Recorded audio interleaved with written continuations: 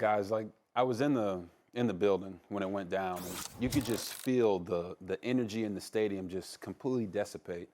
And I'll say this, the Jets, they may have won the battle by beating the Bills, but they lost the war, because one of the greatest stories of the entire NFL season was Aaron Rodgers coming to the Big Apple and being able to take it over. And you saw how he invigorated the team. I kind of look at him as like a guardian angel type, not only for Zach Wilson and his growth, but for the rest of the team. You know, Rodgers was doing everything, going to the OTAs, going to the mini camps, being a great leader, being vocal, a lot of things that people got on him about in Green Bay. But to see it go down like that, I don't care how you feel about Aaron Rodgers, but to watch that man go down and get hurt on the 4th play of his Jets career, absolutely heartbreaking. I feel for the Jets fans, but even more importantly, I feel for NFL fans. Because this storyline, the NFL put a lot of money into this bad boy, Stephen A. Hard Knocks, all the attention that the Jets are getting, and now all of that is gone because Aaron Rodgers and the Hall of Fame quarterback that he is will not be playing this year. Quick question for you. Didn't you return from an ACL injury in July of 2013 after 7.5 months? I did. And I remember Dr. James Andrews called that like superhuman. Correct. Okay. It was ACL? It was ACL, but we've also seen guys like Terrell Suggs came back from a Achilles injury. We've had other guys come back quickly from these injuries, but when you're different injury. He's not 39. RG3 was 22 coming back. That's right. You know what I mean? And it was ACL, not Achilles. Yeah, Achilles are a little tougher to overcome, especially at this juncture of your career. But I think if this had happened, RG3, I think if this had happened, say, 10 games in, we wouldn't be surprised because we know the body as we age, it breaks. Correct. What's so disheartening is that it's 4 plays in. 4 plays in, and he, as you mentioned, all the things that he was doing in New York was what they wanted him to do in Green Bay that he didn't do over the last several years. So he had ingratiated himself. He had given Jets fans and the Jets organization hope and optimism that, you know what, for the very first time since, 69, you're about to have an opportunity to go to and compete and win a championship. He gave you hope, and that's what a guy like Aaron Rodgers can give you. He gives you hope. You know what I'm saying? A lot of times you're like, man, if we get 4 turnovers, we do this. When Aaron Rodgers comes into your building, you expect to win. There's no longer hope. The hope is with the fan base. The team, we expect to win because we have that guy. Stephen, didn't Kevin Durant have an Achilles? I believe so, yes. Wasn't that in the final? That was in 2019. How long was he out? But remember, he missed the following season. That's right. He missed the entire season. He missed the following season. He missed the entire season. You got to remember that. But it was the end of the season, so it was just one season, though. It was the finals. It was the finals. And then remember, he missed the entire following season. He didn't play because they went to the bubble. They went to the bubble. Correct. Exactly. So he didn't play. You remember. But he didn't miss it on purpose. Like when they went to the bubble, the season was halted. But he missed the initial following season. And then he was supposed to come back thereafter, but obviously the bubble play came into play, and why jeopardize that? You know, the season was so he didn't come. It's a more explosive sport, too, playing basketball. But the age is really what it is for Aaron Rodgers, being 39 years old. And what do you do if you're Aaron Rodgers? Well, I will say this. What about the notion, like if you're Kevin Durant or you're a basketball player, right? You're running up and down the court for 82 nights, right?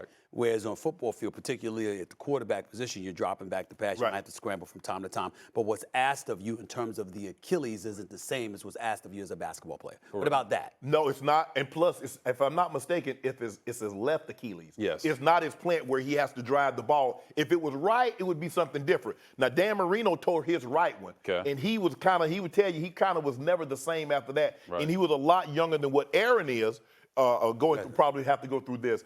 But if he wants to come back, you're going to have to dig down. It takes a special something to be a professional athlete this late in your career, suffer a major injury. Rehab is different than training. You know that had you been able to train that second year as opposed to rehab, maybe your career is a lot different than what it ended up being. So basically, we're looking at it from the standpoint that it's the money aside, you're talking about the fan base, a new fan base. Okay. And your desire not to go out this way.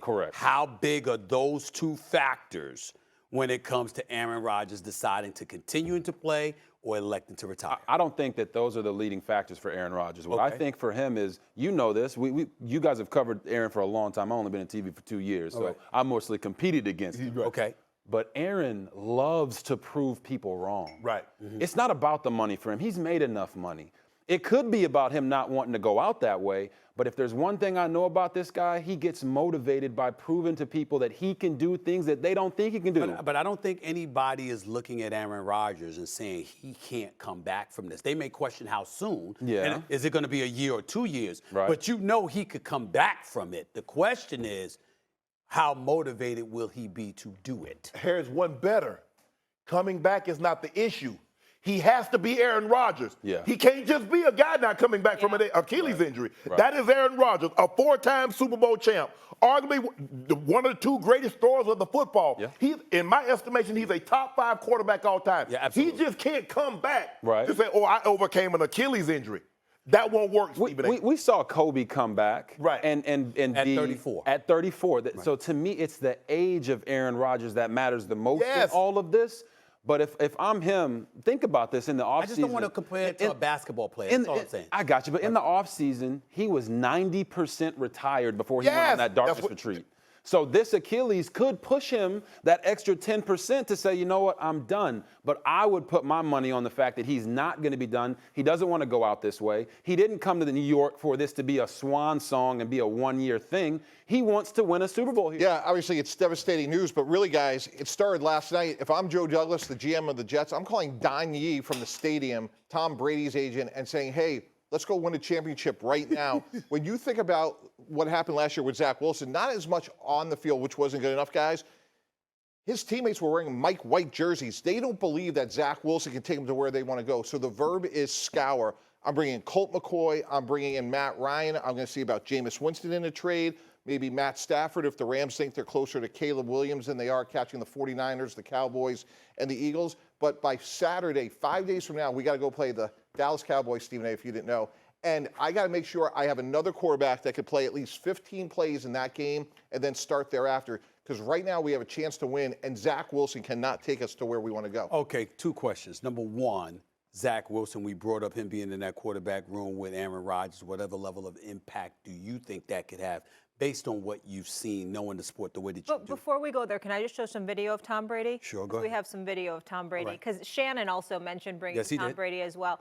So this is in New York this morning with his son. I would have been finding him in New York and saying, hey, let's talk about your legacy. We know you're a Patriot. You have a lot of respect for them, but you can win a championship with us right now. So instead of ringing the bell at 1 o'clock when the Patriots just play the Eagles, why don't you come compete for one more year? It's unlikely, but as a GM, you have to explore every opportunity. And Stephen A., to your point, if we were sitting here in December, there's a chance that Zach Wilson can be resurrected. But right now we have 16 game guys, and we won a division game. And again, it's more about the intangibles that his teammates did not believe in him to the extent that they were wearing T-shirts about his backup a year ago. Right. Well, let me ask you this question before I bring in Shannon.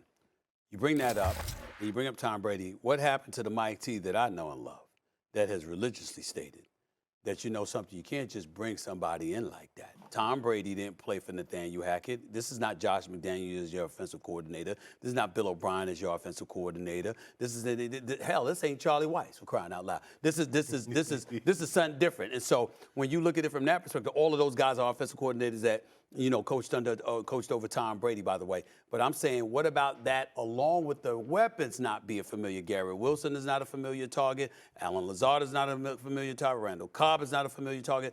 What about all of those things? So it's the same thing I said to Brian Daboll, our quarterback coach, Brian Schottenheimer, our offensive coordinator, and Eric Mangini in 2008. We have a chance to get Brett Favre. We're going to make an offense work for him. If we are privileged enough to get Tom Brady, we're going to run the plays that he knows and the ones that he likes. And Garrett Wilson and those guys will buy in really quick because it's Tom Brady. Mm-hmm. So we could make that work over the next 4 months. We have plenty of time. And Nathaniel Hackett, you want to resurrect your coaching career?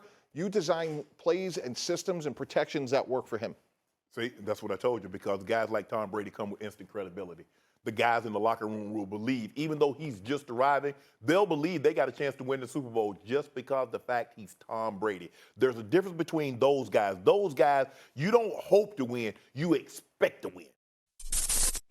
Thanks for watching ESPN on YouTube. For live streaming, sports, and premium content, subscribe to ESPN+.